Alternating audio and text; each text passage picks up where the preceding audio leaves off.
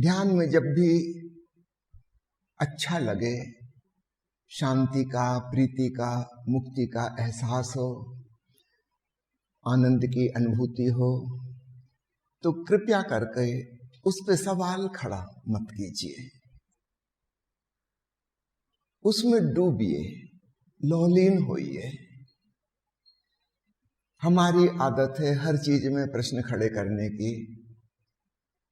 हाँ, अगर बीमार हैं तो जरूर प्रश्न खड़ा करिए कि तकलीफ क्या है, क्यों है, उसका इन्वेस्टिगेशन हो, कारण का पता चले, ताकि हम उसका निराकरण कर सकें, बीमारी से छुटकारा पा सकें। लेकिन जब अच्छा लगे, स्वस्थ हैं, तब ये सवाल मत उठाइए कि मैं स्वस्थ क्यों हूं, कौन से इन्वेस्टिगेशन करूं, कौन से खून की जांच कराऊं।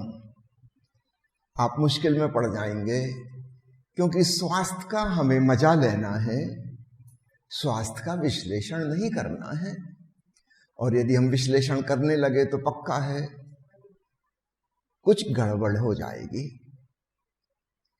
तो इसी प्रकार एक कसौटी अपने भीतर ध्यान के अनुभवों की, यदि मन में चिंता है, उदासी है, दुख है, निराशा है, बहुत विचार चलते हैं, तो निश्चित रूप से सवाल उठना चाहिए कि ऐसा क्यों है, ताकि हम इससे मुक्ति पा सकें। लेकिन जब अच्छा लग रहा है, शांति की अनुभूति हो रही है, आनंद की प्रतीति हो रही है, तब सवाल मत उठाइए। अभी आप विश्लेषण करने लगे इसकी, तो ये अनुभूति खत्म हो जाएगी। इसको तो परिपूर्णता के संग जीना है, भोगना है। तो स्पष्ट हो गया आपको अंतर, कब हमें प्रश्न पूछना चाहिए और कब नहीं पूछना चाहिए। तकलीफ में है तो सवाल पूछना चाहिए, जब अच्छा लग रहा है उसको परिपूर्णता से संवेदनशील होकर जीना चाहिए। प्रश्न ऐसा है तलवार की भांति, वो काटेगा, विश्लेषण करेगा, एनालिसिस करेगा। तो दुख की एनालिसिस जरूरी है, शांति और आनंद की एनालिसिस जरूरी नहीं है। यदि आपने एनालिसिस की तो एनालिसिस में वह चीज नष्ट हो जाती है। तो दुख को तो नष्ट करना है तो विश्लेषण करना ही होगा, लेकिन आनंद को नष्ट नहीं करना है, उसको तो पूर्णता से भोगना है। इसलिए वहां पर विश्लेषण में मत जाइए। एक मित्र ने पूछा है कि अपने दैनिक कार्यों के साथ दृष्टा भाव जोड़ने की कोशिश करने पर कार्य की गति धीमी हो जाती है, क्या मेरी दिशा सही है?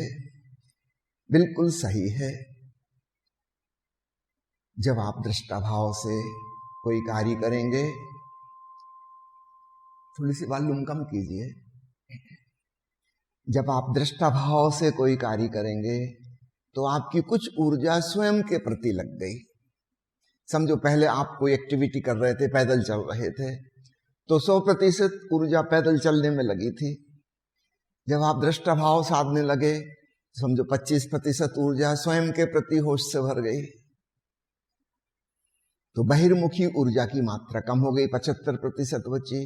तो आप जो गतिविधि कर रहे थे उसकी स्पीड कम हो जाएगी। इस बात से एक और शिक्षा हम ग्रहण कर सकते हैं, दृष्टा भाव साधने के लिए अपनी गतिविधियों की स्पीड थोड़ी कम कर दीजिए और आप पाएंगे खूब अच्छा दृष्टा भाव सद गया। ये बड़ी आसान तरकीब है।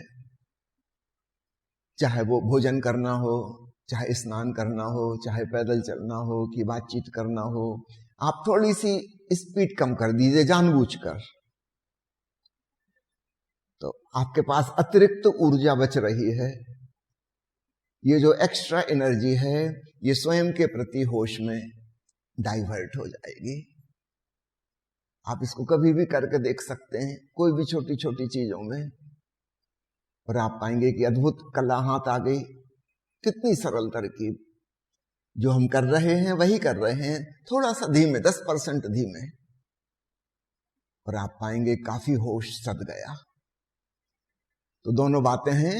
जब दृष्टा भाव सधेगा तो हमारी गतिविधियों की स्पीड थोड़ी कम हो जाएगी। इसका विपरीत भी हम कर सकते हैं। हम इसको एक टेक्निक ही बना लें कि सामान्य से थोड़ी कम गति से, उदाहरण के लिए सांस लेना है। एक प्राकृतिक ढंग से जब सांस चल रही है, समझो 1 मिनट में 15 बार सांस ले रहे हैं, लगभग 4 सेकंड में एक। आप जानबूझ के थोड़ा सा कम कर दीजिए।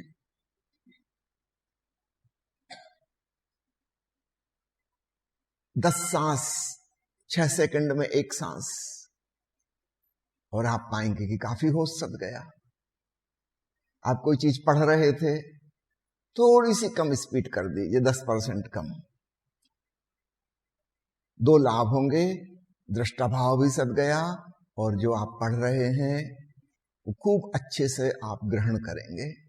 कोई चीज उसमें से छूटेगी नहीं, चूकेगी नहीं, क्योंकि आप बड़ी टोटलिटी के संग पढ़ रहे हैं। भोजन करते हुए, स्नान करते हुए इसको लागू करिए। सबसे कठिन काम है वो है बातचीत करना। उस समय एक गहन मूर्छा हमें घेरती है, दूसरा व्यक्ति मौजूद है, उसकी उपस्थिति में हमारे भीतर अहंकार सघन हो जाता है। तो जो काम अकेले के हैं उसमें होश साधना बहुत आसान है, दूसरा मौजूद नहीं है, आप दूसरे के प्रति होशपूर्ण नहीं है, तो अपने प्रति होश साधना आसान है। कठिन काम है जब दूसरे लोग मौजूद हैं, और विशेषकर जब आप बोल रहे हैं। सुनते समय होश रखना आसान है अपना, क्योंकि सुनना एक पैसिव क्रिया है, आप एक्टिवली कुछ कर नहीं रहे, आपकी ऊर्जा उसमें खर्च नहीं हो रही। लेकिन जब आप बोल रहे हैं तो आप पूरी तरह दूसरे के प्रति सचेत हो जाते हैं जिससे आप बात कर रहे हैं, और इसलिए आत्मविस्मरण हो जाता है।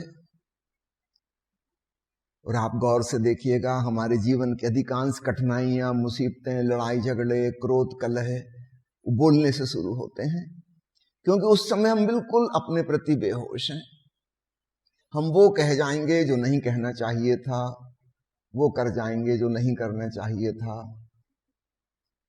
क्यों ये बेहोशी घेरती है? क्योंकि सारी ऊर्जा दूसरे की तरफ लगी है, हम पूरी तरह बहिर्मुखी हो गए। इसलिए मैंने कहा इस चीज को बाद में साधना, क्योंकि ये कठिन है, चूक जाएंगे।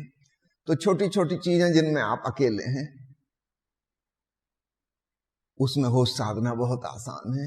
जब उसमें सफलता मिल जाए, फिर दूसरे के संग पहले सुनते हुए, जब दूसरा कुछ कह रहा है आप स्वयं का स्मरण रखते हुए सुनिए, ये आसान है। अगली स्टेप जब इसमें सफलता मिल गई तब कि बोलते हुए भी होश रखिए, और ट्रिक वही होगी, थोड़ी धीमी गति से बोलिए, और आप अद्भुत सफलता का एहसास करेंगे। स्वयं का बोध बना रहा और कोई भूल चूक नहीं हुई। कभी आपको पश्चाताप नहीं करना पड़ेगा कि मैंने ये क्या कह दिया, मुझे नहीं कहना चाहिए था। उस होशपूर्ण अवस्था में वही कहा जाएगा जो कहने योग्य था, जो नहीं कहने योग्य था वो आपके मुंह से नहीं निकलेगा। तो इस प्रकार आत्मस्मरण साधिए। एक मित्र ने पूछा है कि सरल स्वभाव का लोग फायदा उठाते हैं, इस बारे में कुछ कहें। उठा लेने दीजिए। वो जो फायदा उठा रहे हैं वह बहुत छोटी बात है। सरल स्वभाव वाले को जो मिल रहा है अस्तित्व से, वह बहुत बड़ी बात है।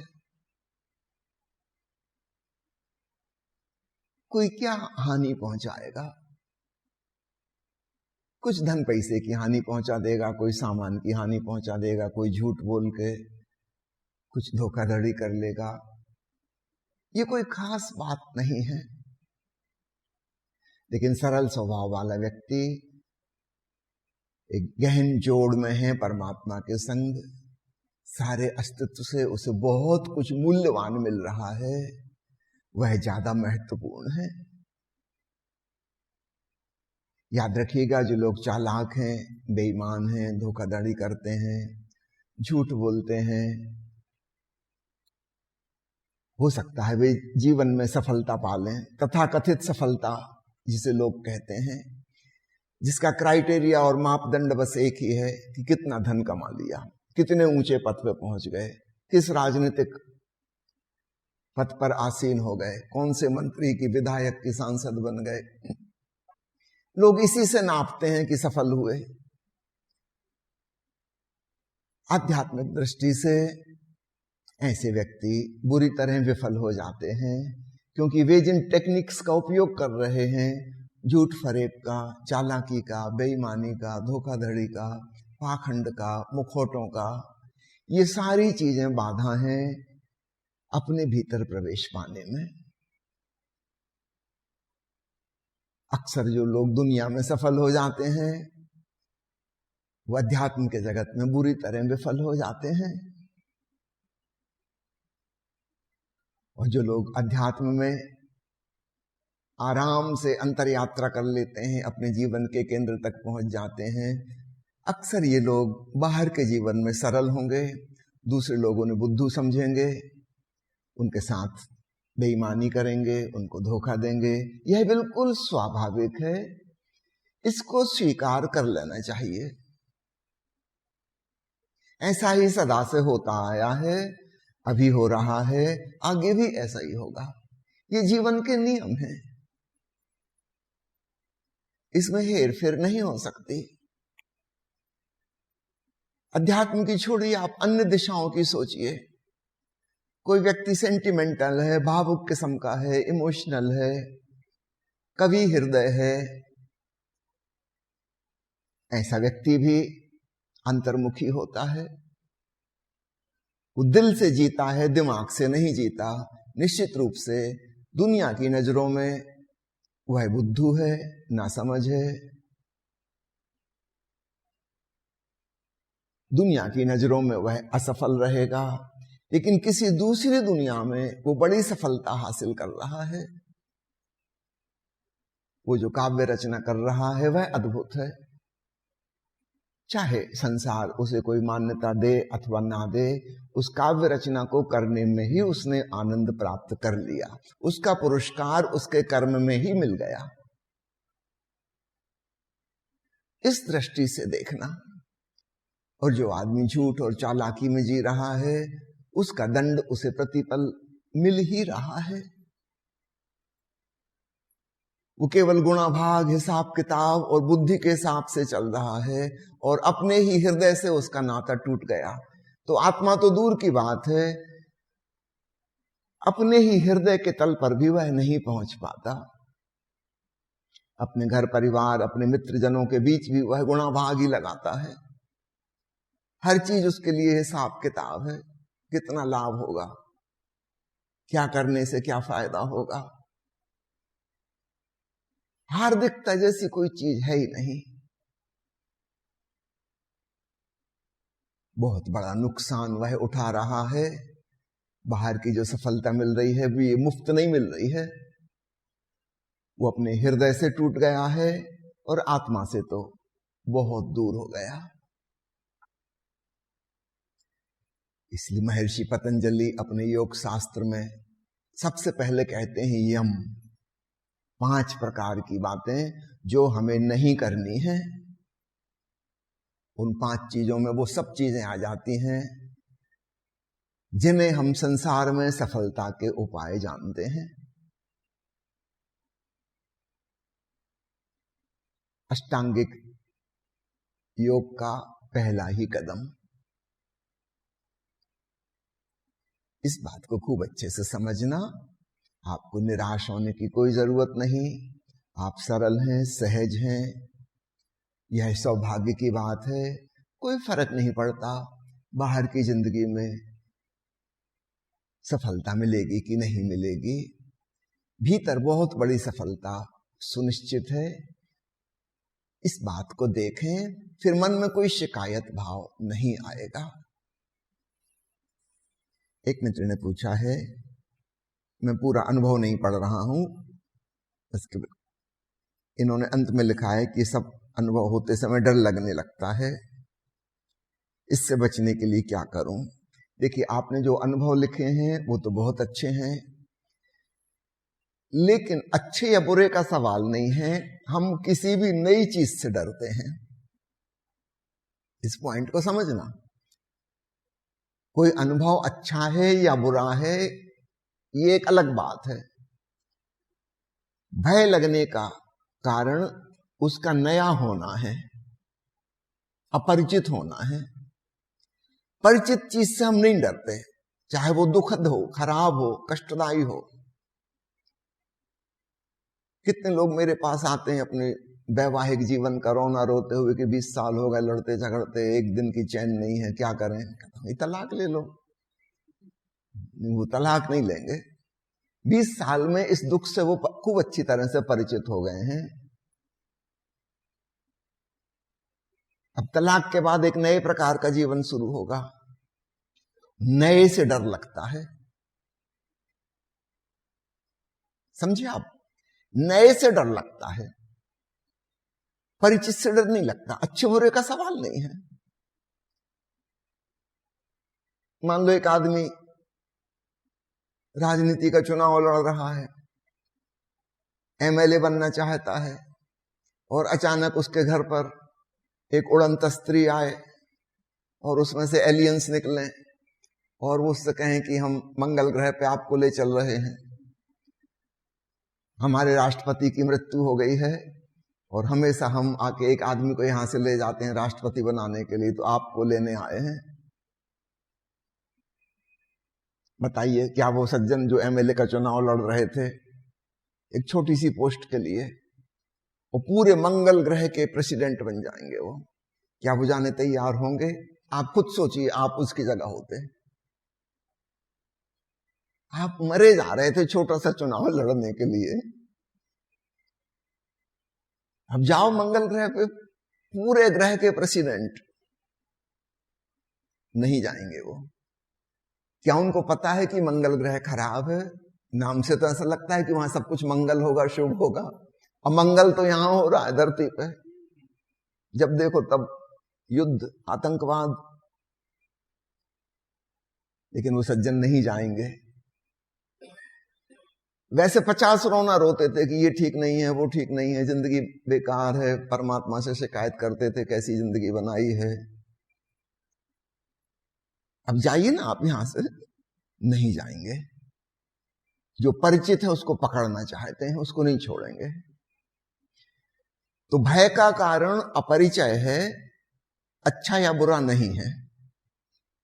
और इसलिए साधक के लिए एक अनिवार्य गुण है और वह है अभय, साहस। हम नए के लिए तैयार हूं। जिसको हम जानते हैं उसको जान तो लिया,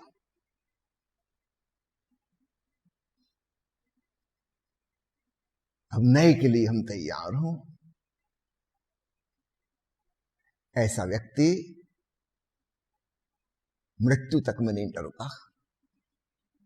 सुकरात की कहानी आपने सुनी ना, उसको जहर दिया जा रहा था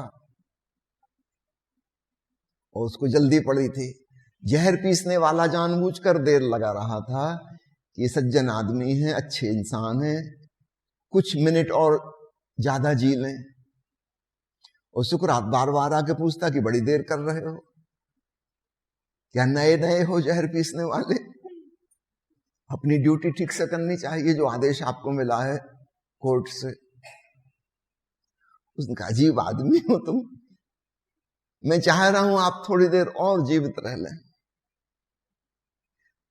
सुकरात ने कहा कि मुझे जल्दी पड़ी है, जीवन को तो मैंने देख लिया, 80 साल काफी अच्छे से देख लिया, ये मृत्यु क्या है जानना चाहता हूं, और तुम देर कर रहे हो। और मुझे बड़ी उत्सुकता और जिज्ञासा पैदा हो रही है कि मृत्यु क्या होती है। आज एक नया अनुभव होगा, बड़ा मजा आएगा।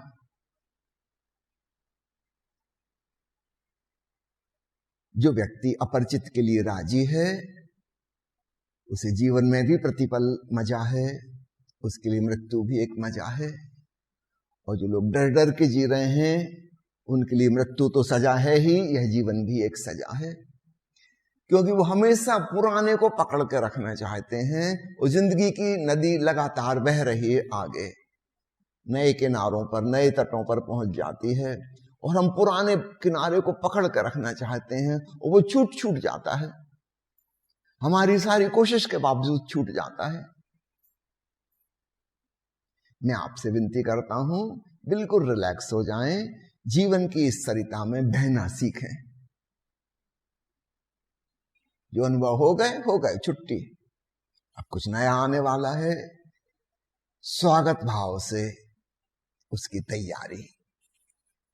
एक आखिरी सवाल एक मित्र ने पूछा है कि आज मैं नव संन्यास दीक्षा लेने वाला हूं, यह नव संन्यास क्या है, इसके बारे में समझाएं।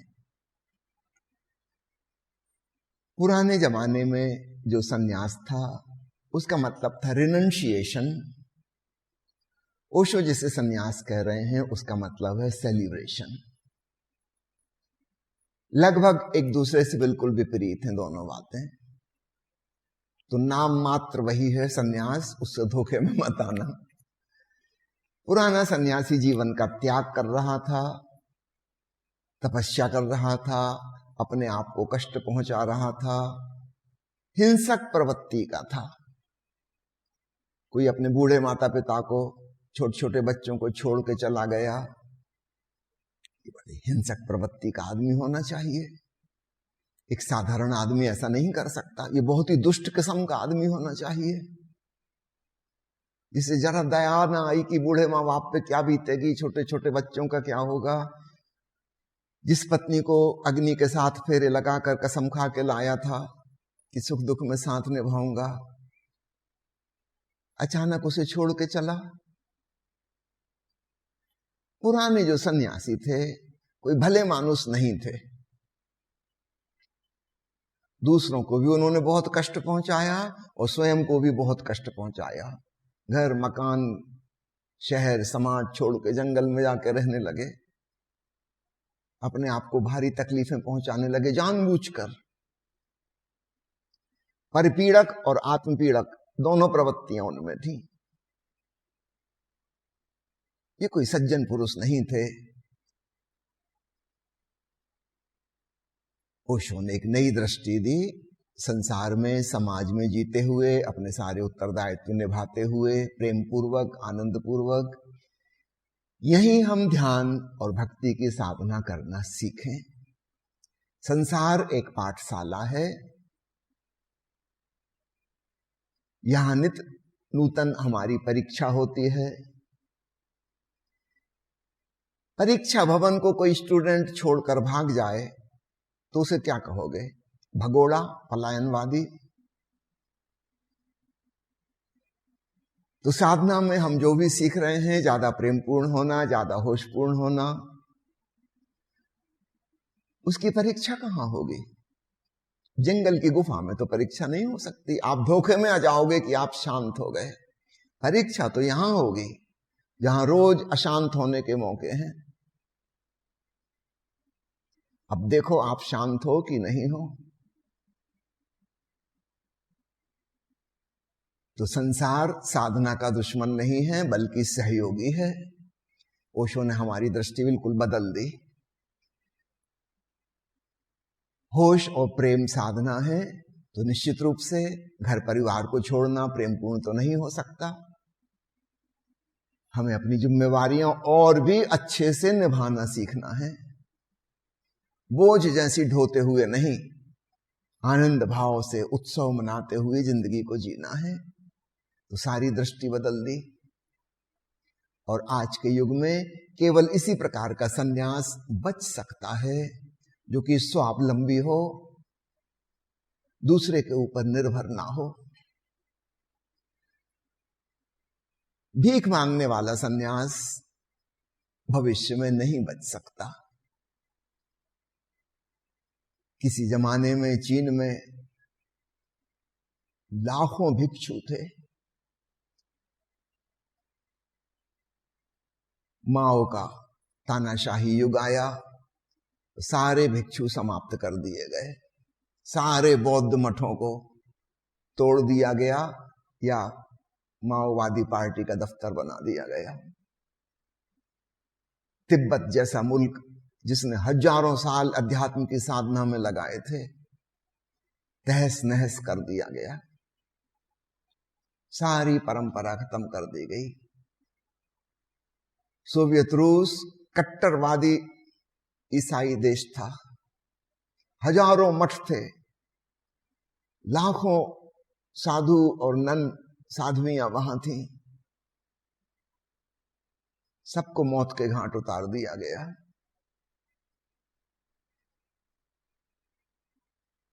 साम्यवाद, मार्क्सवाद धर्म के खिलाफ है।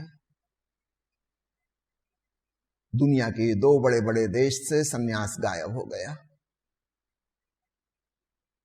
थाईलैंड जैसे देश में जहां नियम था कि हर परिवार से कम एक व्यक्ति लामा जरूर बने, ये इज्जत का सवाल था उस कुल की, खानदान की। जिस खानदान में कोई भिक्षु नहीं है, लामा नहीं है, वो बड़ी बेइज्जती की बात थी कि इनके घर में कोई आध्यात्मिक आत्माएं ही पैदा नहीं होती। तो नियम से करीब करीब समझो 4 बेटे होते हैं तो एक बेटा को तो लामा बनना ही है। 25% आबादी वहां भिक्षाटन करती है। बड़ा मुश्किल हो गया, 25% लोग भीख मांगेंगे, ये अर्थव्यवस्था कैसे चलेगी, कितने दिन चलेगी? अंततः सरकार को नियम बनाना पड़ा कि आप अपनी मर्जी से भिक्षु नहीं बन सकते। गवर्नमेंट से आप निवेदन करिए, अप्लाई करिए, सरकारी अफसर जो हैं वो परमिशन देंगे, परमिट देंगे, लाइसेंस देंगे भिक्षु होने का। वो जहां सरकारी अफसर बीच में आएंगे वहां आप पक्का समझ लो रिश्वतखोरी होगी, घूसखोरी होगी, भाई भतीजावाद होगा।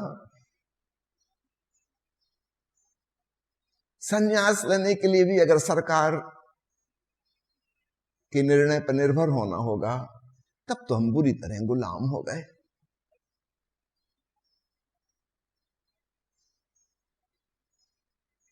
ओशो ने आधुनिक युग के लिए संन्यास को एक नया रंग रूप दिया। न हम समाज पर निर्भर हों, न हम सरकार पर निर्भर हों, यह हमारी बिल्कुल व्यक्तिगत निजी स्वतंत्रता है। यह हमारा अपना संकल्प है कि हम होशपूर्वक, प्रेम पूर्वक जिएंगे, हम अपने जीवन को आनंद और उत्सव से जिएंगे। यह हमारा निजी संकल्प है, किसी का कोई लेना देना नहीं है। आप किसी संस्था के, किसी संगठन के अंग नहीं बन रहे हैं, क्योंकि जहां संस्था और संगठन आए वहां राजनीति शुरू हो जाती है, वहां हायरार्की आ जाती है, कोई ऊपर कोई नीचे हो जाता है, कोई निर्देश देने वाला, आज्ञा देने वाला हो जाता है। नहीं, उन सब प्रकार की मूर्खताओं से मुक्ति। आप बिल्कुल स्वतंत्र हैं, आप किसी के गुलाम नहीं हो गए, आपको किसी की आज्ञा नहीं माननी है, आपको अपने विवेक से, अपनी समझ से, अपनी बुद्धि से अपनी जिंदगी जीनी है। आपको अपनी साधना करनी है। ये बिल्कुल नए प्रकार की चीज है। नहीं तो साधु सन्यासियों के भी अखाड़े होते हैं, और वो अखाड़े कोई पहलवानों के अखाड़े से कम नहीं होते।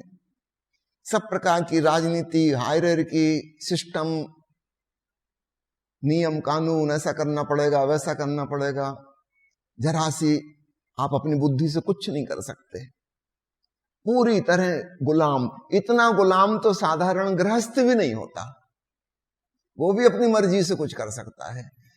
हम जिन्हें तथाकथित सन्यासी कहते हैं, भिक्षु कहते हैं, मुनि कहते हैं, ये लोग तो इस प्रकार से गुलाम हैं जिसका कोई हिसाब नहीं। छोटी से छोटी चीज वो अपनी बुद्धि से नहीं कर सकते। जैसे फौज में सैनिक होते हैं ना, इनकी सारी बुद्धि नष्ट कर दी जाती है। वो पूरी व्यवस्था ऐसी है कि इनके भीतर कोई विवेक की क्षमता ही ना बचे। ठीक वैसे ही साधु सन्यासियों की जमातें हैं। ओशो चाहते हैं हमारे भीतर प्रज्ञा और विवेक विजडम का विकास हो, हमारे भीतर तार्किक चिंतन मनन हो, हम वैज्ञानिक बुद्धि के हों, हम किसी संस्था संगठन के गुलाम नहीं हो गए सन्यासी होकर, बल्कि हम पूरी तरह स्वतंत्र हैं। अपने विवेक से जीने के लिए हम अपना उत्तरदायित्व तो अपने कंधों पे लेते हैं। ये बिल्कुल एक नई बात है।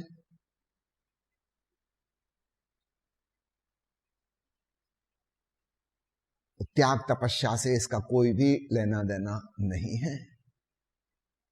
तो ओशो का सन्यास गृहस्थ रहते हुए संन्यास्त होना है। ये एक बिल्कुल मौलिक दृष्टि है ओशो की। ओशो के पहले भी कुछ लोगों ने यह प्रयोग किया था। अगर हम इतिहास पे गौर करें तो संत कबीर के साथ एक नई शुरुआत होती है। शायद वे पहले व्यक्ति हैं जिन पर हम एक लेबल नहीं लगा सकते कि वो गृहस्थ हैं कि संन्यास्त हैं। वो दोनों हैं, उनके पहले ऐसा कोई व्यक्ति नहीं हुआ। ओशो ने अंग्रेजी में कबीर साहब पर जो प्रवचन माला दी, उसका शीर्षक उन्होंने रखा द रिवॉल्यूशन। वास्तव में अध्यात्म के जगत में कबीर के साथ एक महाक्रांति घटित होती है।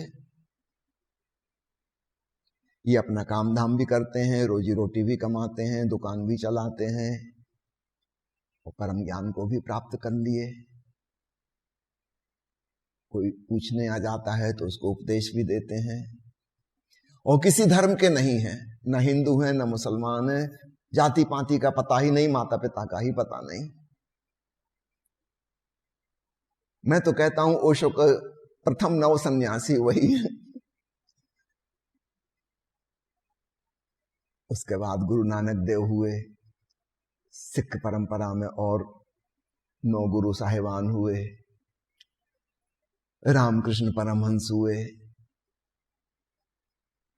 ये परंपरा से बिल्कुल हटकर हैं।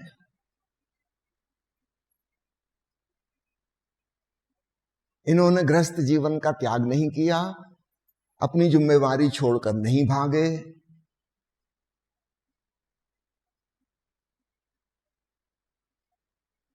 ओशो तक आते आते यह बात अपने लॉजिकल कंक्लूजन, तार्किक निष्पत्ति पर पहुंच गई। ओशो जैसे कहते हैं झोरवादी बुद्धा, पूरब और पश्चिम का मिलन, पदार्थवाद और परमात्मावाद का संयोग, धन और ध्यान एक साथ, सुविधा और समाधि एक साथ, यह ओशो का नव संन्यास है।